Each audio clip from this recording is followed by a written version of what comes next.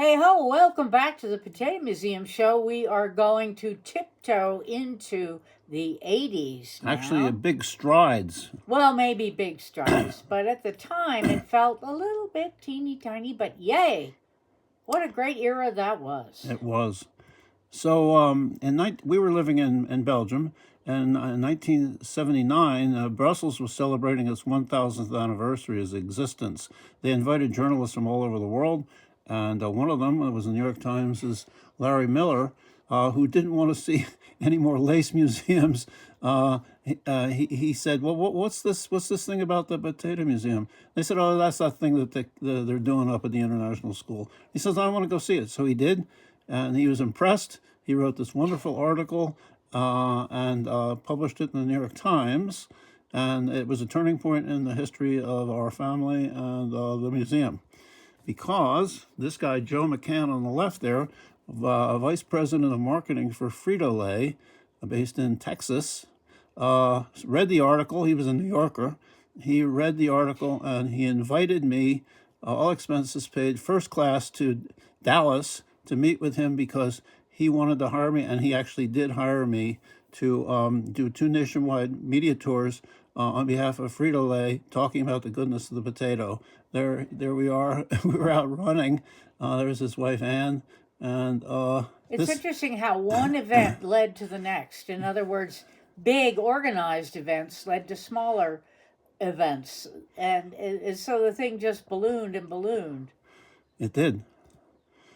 So I did this 2 nationwide tours over 2 years, and this is they hired Burson Marsteller, a public relations firm in New York, to accompany me all over, to train me and all this. Let's look at this video. So in the early 1980s, I was hired by Frito-Lay to just talk about the goodness of the potato and go to media tours and museums. It was all sponsored. I was public relations person, Marsteller. I had a person go around. They helped me do all this. And it says Thomas Hughes, the founder of all this, is sort of the media kit. This was the response that they would show to how to promote Lay's potato chips. So this is all the background that they prepared, and then all the tour places that I went, and how I was trained to do all this.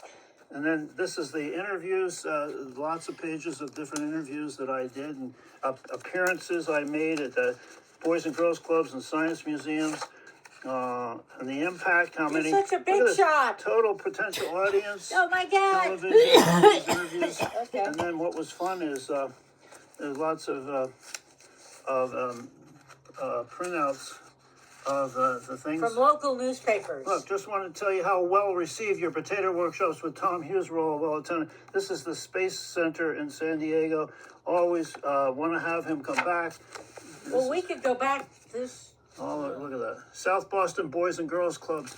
So, had a great media. At one point, I was kind of a minor media celebrity. No, you were major. You were potato. So here's some of those clippings we're just showing you. But one of the great things about doing this nationwide tour was actually hanging around kids in after-school clubs and just having them react to all these things. I had this old potato peeler that was mechanical potato peeler on the basket there, and the kids just loved it. So I was in my element working with kids. And it's interesting that a lot of the quote adults had no clue how exciting this would be for their kids. And yet it was. So the Burson Marsteller put together with me a show. So we did shows at these schools, and not just these small workshops. And one of the things was always fun, and I've been doing this for kids. They take a potato out of a bag, usually an odd-shaped potato, and then they have to compose a story about the potato. And this is things I've been doing with kids for years, and we passed it all on. Here's some. Some of these were small groups, and then, for instance, in Wilmington, I did 600 fourth and fifth graders, first assembly, and then back to back with 356 graders. So these are huge assemblies, very enthusiastic, successful programs, and you can see the gratitude that the organizers had, sending letters to appreciate what we were doing. I was a guest judge at the first Long Island Potato Festival. This was something that they also organized. I'm listed as the Potato King, founder and curator of the world's only He's potato lapping museum. this up, by the way. All these years later. Yeah, well, it's wonderful to have found all these old images.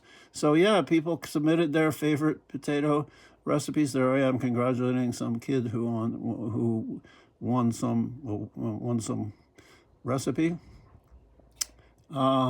And here's another congratulation. I love this. You want to read this or not? Congratulations. Oh wow, a perfect gentleman, and in Oh, all wow. aspects respects the Potato King. Tom provided the touch of class Oh, shit. that I mean, not only instilled more press coverage but garnered the additional credibility of an activity such as is that this. because you were a white guy? Maybe, I don't know. So anyway, so she sent this picture along of me being interviewed by the Long Island TV station. All the teachers, we got this poster, which was organized also by the Burson Marsteller with my input, so the teachers had something to leave behind for all activity sheets, and this was a huge success. I got to meet be interviewed with some what became pretty famous people. This is Dave Letterman. I believe this was his third show. Third or fourth show, yeah, 1982. In 1982. Yeah, I had fun with that. I also got to meet Pat Sajak before he was a star on Wheel of Fortune. He was doing a weekend. He was a local weather guy in Los Angeles. He was doing a weekend program. This was at a historic ranch outside Los Angeles. It was on location, and here I am with all my potato stuff talking to Pat Sajak. I think my favorite interview I've ever done, TV appearance, was with this guy, Jerry Bishop, on Sun Up San Diego. The first program I was on, it was 8 minutes. It was so successful, the audience responded so incredibly that they invited me back the next day, which they'd never done before. So there we are. The next day, I just did a video. There's a video up on this show, and you can see it on. So among other people that I met along the way were Dee Dee Sharp, a fellow Philadelphian who is famous for mashed potato time, and Tina Turner and I were on the same talk show in New York City, and we were in the green room talking about potatoes, and she was telling me that she growing up poor in Tennessee, and it was frequently all they had was potatoes. She remembers digging them, planting them, and all that sort of. This is an AI representation Thank you for mentioning that. of this, Yeah. because there's no actual pictures of it. But she was just making a career comeback. Tina Turner, one of the greats. Another one of the greats is Peggy Fitzgerald. I was on her program, her radio program, overlooking from her apartment overlooking Central Park, and I was a big fan, and so was my mother-in-law, Meredith's mother, of this show, and it was a great honor to be with her. We moved from Belgium to D.C., and we moved into this townhouse and set up a exhibition in the gallery space in the basement. Let's look at this video.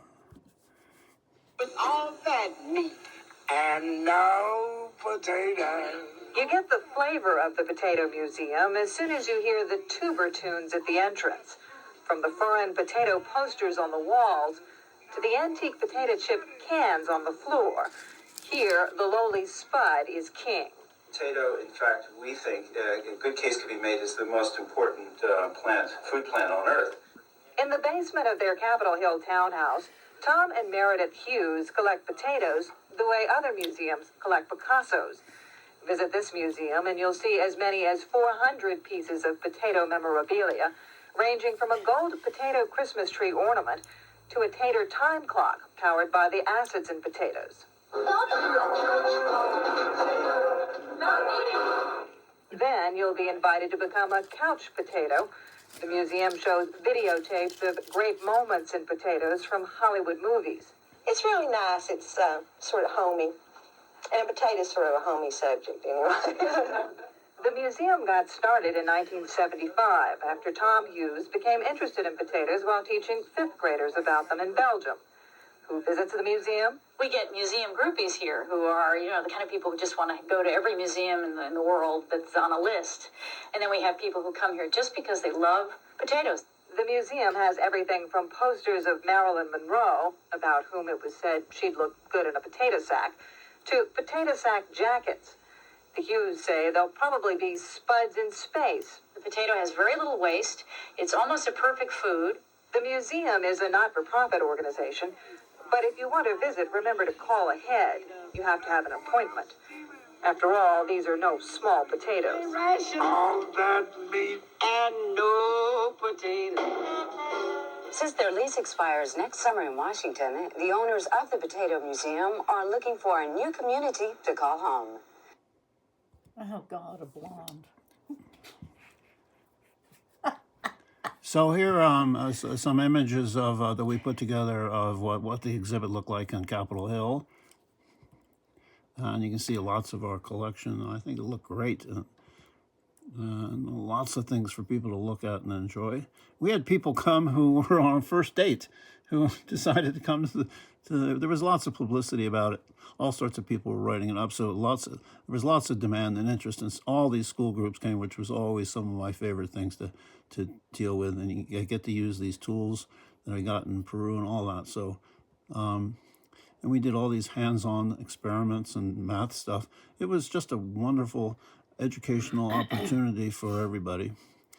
Look at that old slide projector that we had, which would show shows on this. Anyway, so this is a little bit of what it looked like in Capitol Hill. We also became a Couch Potato Lodge. We got involved with these guys who were kind of making fun of the potato a little bit, and people who were hanging around watching too much TV. They were tubers, and we got to meet all these guys and become one of their lodges. Meredith and I wrote this book, The Great Potato Book. There I am selling copies and T-shirts and other merchandise at the market near where we lived in Capitol Hill. Another stop was a nice bookstore down the street where we did a little program with the kids, and they got to do some potato printing and that kind of thing. So there was no venue too small for us. We started getting written up by professional organizations. Here's the American Potato Society Journal, encouraging people to come, when they're in Washington, to come see what we were doing in this exhibit. And look at this. The American University organized a tour training docents for museums, and we were one day. The next day, they took people to the State Department Americana room. So we were in pretty fancy company. And another day, they took the docents in training to Frederick Douglass House. So we were starting to really get recognized and as accomplished institution. We were also mentioned here in America's Strangest Museums book and other things like that. Along the way, we met these people, Ann and John Niederhauser, who became huge supporters, financial, and just friends of what we were doing. And Ann Niederhauser. Ann Niederhauser and John Niederhauser. And he is a famous potato scientist known all over the world. And he won the World Food Prize for his work on various potato diseases. And that World Food Prize was started by Norman Borlaug, who won the Nobel Prize for Peace for his efforts to feed the world. And here's John and Norman kind of fooling around. They had a great sense of humor. We got to meet both of them. These are two seriously important world food scientists. We became a nonprofit. Here's the first board of directors, right? And the first board of directors meeting, and this included those two guys that started the International Potato Center. One of the things, we started to get some funding, and so we would be able to buy some equipment, educational equipment, and including that slide projector that we showed you earlier. Japanese documentary film crew came to film us, and they were doing a documentary about the potato globally, and we arranged for them to have an all-potato dinner at the world-famous Watergate restaurant, which was the celebrity chef was Jean-Francois Paladin, and he got totally into all this, and prepared, I think, a 7 or 8 course meal.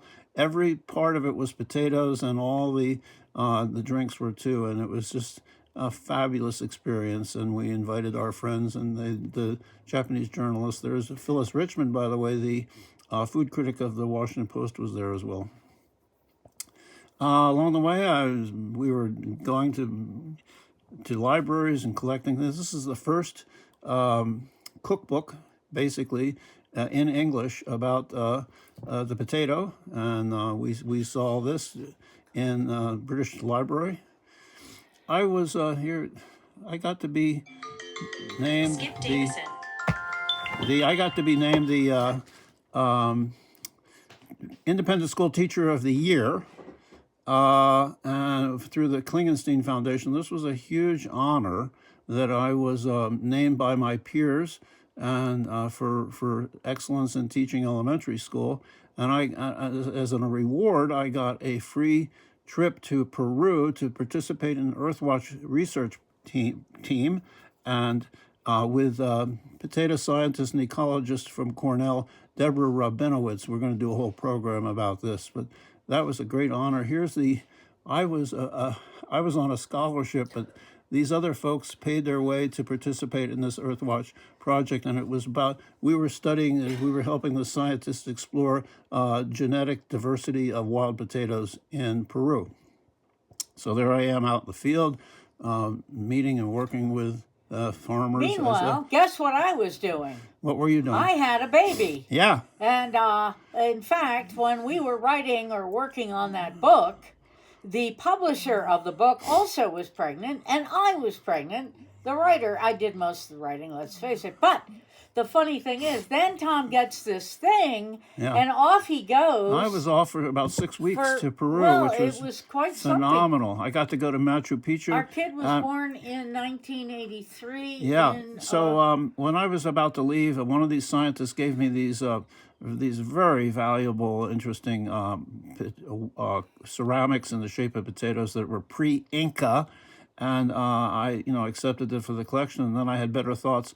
I didn't want to get stopped at the airport. I was so anxious to get back to my little family that I gave these to one of the guys, and I never saw them again. One of my regrets, but my main thing was I was away from my little family too long, and I wanted to get back. So there you go. I was invited to participate in the Asian Potato Association conference. We went there. I gave a talk in the Kunming, But this was 3 or 4 years later. Yeah, and they took us on after the conference. The scientists went up to a remote part of the Tibetan plateau where they were growing potatoes in an experimental way, and here the whole village turned out to greet the scientists as we got off the bus. There he is. Here's our little tater tot in the potato field in China, and we were there studying, looking at an experimental way that they were growing potatoes, and look at him running through the field. Everywhere we went, of course, all our travels, we collected things, and we lugged those baskets that they were used to carry potatoes. We lugged them back through the airport and all that. On our way back out of China, we stopped in Japan and were guests of the Kawagoe Sweet Potato Society. And this is a community outside of Tokyo, famous for growing sweet potatoes. And they, for a century, they've been bringing tourists out from Tokyo to dig sweet potatoes and have a day out. And you would see these geishas who were these postcards showing, it's kind of a souvenir of the trip, and you can see that this is still going on today. People are still out there celebrating the sweet potato. We can't find our photos of our participation there, but there were these restaurants and these shops just providing wonderful sweet potato products. And the sweet potato is not related to the potato. Exactly. It's Underscore morning glory. that, please. But we got discovering it because people were always asking about it. We also went to Louisiana, famous for its yams, which are sweet potatoes, and we got all into that too. I've been to Spuds, Florida, Potato City, Pennsylvania, and I was guest speaker, banquet speaker at the Idaho Potato School. You can see there the banquet. We've been in and out of Idaho for years, big potato producing state. Also, we've been in and out of Maine, where another traditional and large potato producer on the other side of the. Along the way, we've been collecting things. This in Idaho Falls, they had a team named the Russets, which is a type of potato that they're famous for. We got one of the team uniforms, and we went in Maine to the Spud Speedway and got all their memorabilia. This is one of the great articles that was written about what we were doing. Let Us Now Praise Famous Potatoes. Great article. We were written up in all sorts of business journals, as you know, taking a serious look at what we were doing. Look at that, Washington Business Journal, and the Wall Street Journal front page. How many people have been on the Wall Street Journal front page, right? Yeah. When the landlord wanted to have the townhouse back in Capitol Hill, we had to close it and move out to Virginia. And this, I was, by the way, still teaching all the time, and Meredith was working. We were, all of this time that we were doing all of this was all on the side because we had a full-time jobs. But we were the New York Times wrote that we were looking for a new home. 6 states are vying to house a 2-room exhibit. And when we closed it, the Washington Post wrote this wonderful editorial about the Museum of Second Helpings. And So I can't see the date. all the time along, we were collecting things. This is, we were up in Northern California, and there was this kind of shabby grocery store that had this wonderful baked potato display, and I got to have it, and we've been moving it ever since. And the next... Coming up next Yeah, the 1990s. is the biggie, 2 biggies. 2 major And exhibitions. we won't tell you about them quite yet. Yeah, but you can see that baked potato that I collected and hauled all over the place ended up in a major exhibition in Ottawa, Canada. So that's the 19... Not to mention the Smithsonian. Right. We're going to be talking all Thank about you. that in our next video. Thank you for joining us. We'll see you next time.